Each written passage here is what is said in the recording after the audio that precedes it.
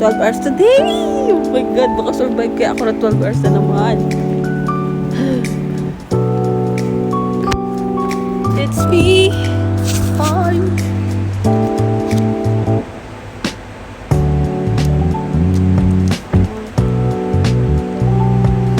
Oh, good. Let's go.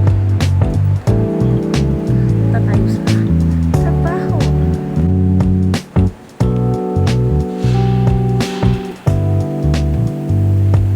Happy.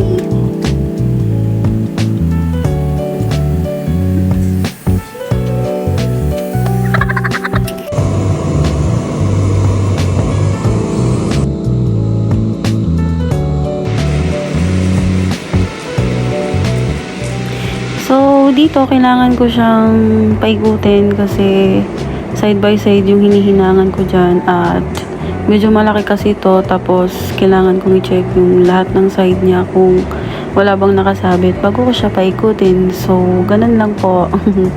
Bali, carbon and stainless to na combination. So, yung ginawa ko kanina is nag-smaw muna ako para dun sa mga joints and then gimaw naman after nun. So, yun lang po. Salamat!